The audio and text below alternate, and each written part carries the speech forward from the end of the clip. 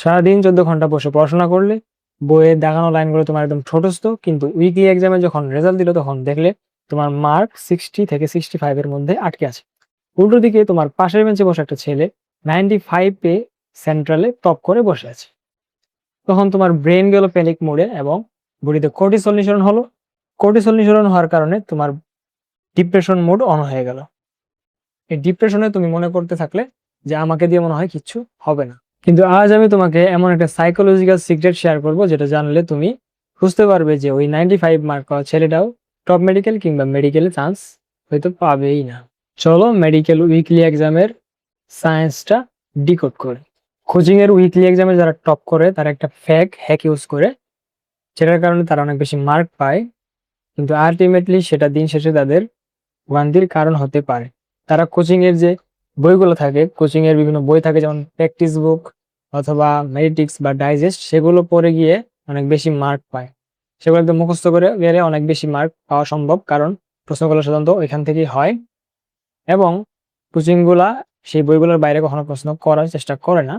এখন যদি কেউ ওই ধরনের বইগুলো বেশি বেশি পড়ে গিয়ে পরীক্ষা দেয়, ইমিডিয়েটলি পরের দিন পরীক্ষা দেওয়ার জন্য সে অনেক বেশি মার্ক পেতে পারে, কিন্তু দীর্ঘমেয়াদে কিন্তু তাকে সেটা সাপোর্ট দিবে না, কারণ সেগুলো বেশি মনে থাকবে না। এর ফলে তাদের ব্রেন একটা ফেক ডোপামিন নিঃসরণ হয় এবং তারা একটা মিথ্যা অহংকারে ভেবে, কিন্তু মেইন এক্সামে গিয়ে যখন দেখে যে মেইন বইয়ের লাইন থেকে কোশ্চেন আসছে অথবা ফিজিক্স কেমিস্ট্রি ক্ষেত্রে অনুশীলনের কনসেপচুয়াল কোশ্চেন আসছে, তখন তাদের ব্রেন হ্যাং হয়ে যায় এবং তারা ভুল করে ফেলে। তখন ইজি কোশ্চেন গুলো তারা পারে না। তাই কোচিং এর মার্ক দেখে নিজের মেধা যাচাই করা তোমার জন্য সবচেয়ে বড় একটা ভুল হবে। তাহলে এখন উইকলি এক্সামে আসলে বা রিয়েল মার্কটা কিভাবে বাড়াবে সেটা নিয়ে আমরা কথা বলবো। প্রথম কথাটা হচ্ছে যে তোমার উইকলি এক্সামের যে প্রিপারেশনটা সেটা কিন্তু উইকলির আগের দিন অর্থাৎ শুক্রবারের আগের দিন বৃহস্পতিবার নিলে চলবে না। তোমার এই প্রিপারেশনটার 80% হয়ে যেতে হবে ডেইলি এক্সামগুলোতে। 80% হয়ে যাবে হচ্ছে তোমার ডেইলি এক্সামের পড়াশোনাতে। আর যেহেতু ডেইলি এক্সামে অনেক বেশি পড়া থাকে এবং সময় কম পাওয়া যায়, সো কিছুটা গ্যাপ তোমার তখন থেকে যাবে। সেই গ্যাপটা মোটামুটি অ্যারাউন্ড 20%, এবং সেই গ্যাপটা তোমার ফিল করতে হবে হচ্ছে বৃহস্পতিবারে বা শুক্রবার সকালে, অর্থাৎ সেই উইকলি এক্সামের আগের যে সময়টা সেটাতে তোমাকে ফিল আপ করতে হয়।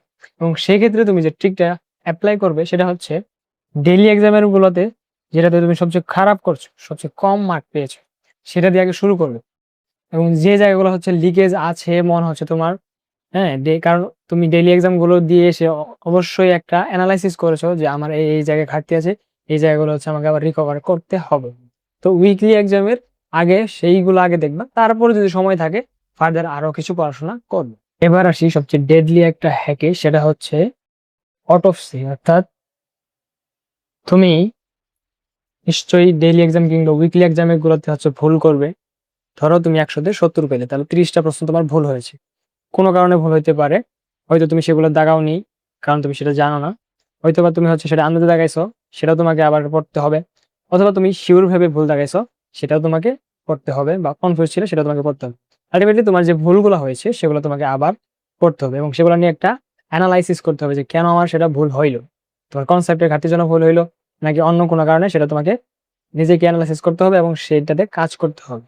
যখন তুমি এইভাবে এই অ্যানালাইসিস করার মাধ্যমে কাজ করবে তখন তোমার অ্যাকুরেসি এমনিতেই 95-এ চলে যাবে।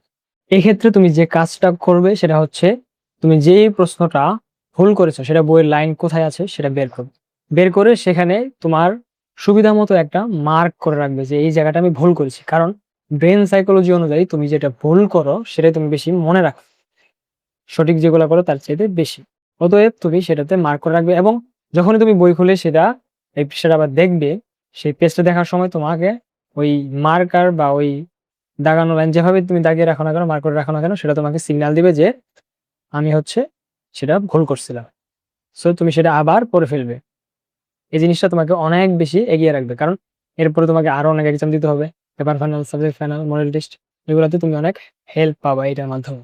আর লাস্ট একটা হচ্ছে তোমার জিকে এবং ইংলিশ নিয়ে।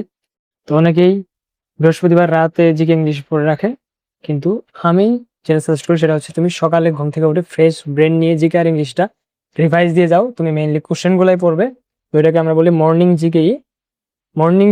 এই মাধ্যমে হচ্ছে তুমি মর্নিং এ সকালে ঘুম থেকে উঠে জিকেটা পড়বে, ইংলিশটা পড়বে, কোশ্চেন সলভ করবে, করে গিয়ে তুমি এক্সাম দিবে। এটা তোমার হচ্ছে 5 থেকে 10 মার্ক তোমাকে বাড়িয়ে দিবে। সো উইকলিতে 80+ মার্ক ধরে রাখা কোনো ম্যাজিক না, এটা হচ্ছে একটা পিওর সায়েন্স। তুমি যদি স্ট্র্যাটেজিক্যালি আগাও তাহলে তুমি অবশ্যই 80+ মার্ক ধরে রাখতে পারবে, এবং উইকলিতে 80+ মার্ক ধরে রাখাটাই তোমার জন্য সবচেয়ে সেফ জোন বা বেটার জোন।